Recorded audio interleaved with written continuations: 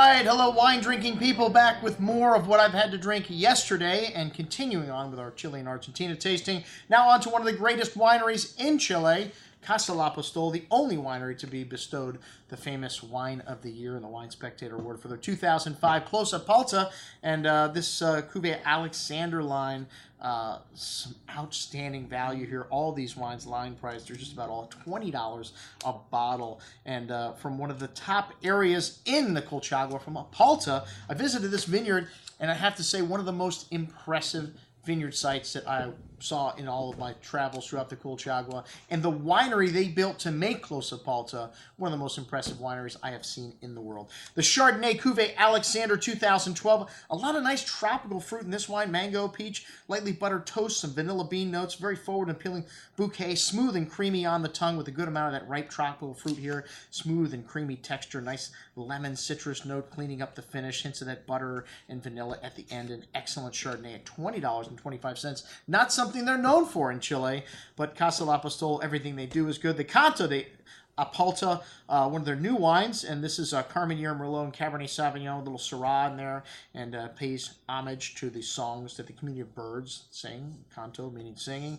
This wine's got a lot of dark currant and dark cherry fruit with notes of tobacco and black pepper spice. Really nice amount of juicy fruit on the tongue with silky smooth tannins and notes of tobacco and spice at the end. Very nice balance. Very smooth and easy drinking wine with a nice hand of spice there at the end. Very good for $19.50, a very good price. All right, the Cuvée Alexander Carmenere up next, and this has got a little Merlot in the blend. This wine's got a full bouquet of dark plum, kind of fresh plowed earth, fine herbs, bitter chocolate, a little green pepper spice, really succulent plum and cherry fruit on the tongue with silky smooth tannins, a nice hand of acidity here with those herbs from the nose and cocoa notes showing through the finish. Very nice, easy drinking wine. Good richness and a long finish. A very good example of Carmenere 2025. All right, the Cuvée Alexander Merlot, one of the things they do very well in Chile, Merlot. They thought Carmenere was Merlot for a long time, and they blend a little Carmenere with this one, 15%. This wine's got a pretty nose of red and black fruit, kind of raspberries, blueberries, dark plums, mixing with notes of milk chocolate and fine herbs. This wine's very plush and velvety on the tongue. One of the things we love about Merlot, the texture in here. Doesn't have the tannins that Cabernet does, but has wonderful freshness, a nice hand of acidity, holding things in place here. This wine's very nicely built, long layered finish, excellent juice at $20.25. The Cuvée Alexander Cabernet up next. This has got a little Cabernet Franc in it to the tune of 9%. This wine's got a full bouquet of currants, cherries, plums, highlights of dried tea leaves, tobacco, toffee. Really nice complexity, some earthy notes here on the nose as well. A firm and tannic wine on the tongue. This wine has got a solid core of fruit and wonderful balance. A big and chewy wine, and it needs a little bit of time. Still a little bit dry at the end. Cabernet, one of the biggest, most age-worthy grapes there is, but an excellent example of Chilean cab. All right, the big boy, the Close-Up Palta, up next. This is mostly Carmenere, and they've changed the blend around a little over the years, but a lot of the iconic wines of Chile starting to feature Carmenere, like the Purple Angel from Montes. This wine's got Cabernet and Merlot in it. Also, like I said, it's one the 2005 vintage was the #1 wine in the top 100 in the Wine Spectator, one of the most coveted awards in all of wine sports.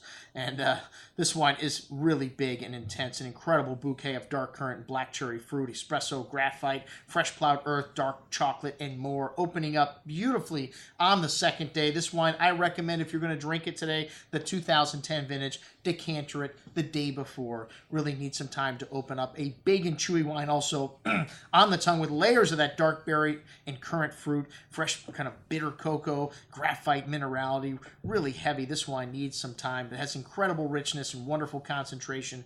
Really tannic right now. Give it 20 years.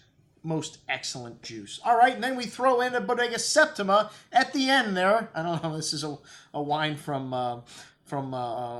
Argentina. You know, the Casa has nothing to do with Casa Lapostolle. I'm sorry, it's in the same import company. And this wine has got, it's one of the best Malbecs we had on the table. 2009, really showing wonderfully well right now. The Malbec from Agrello.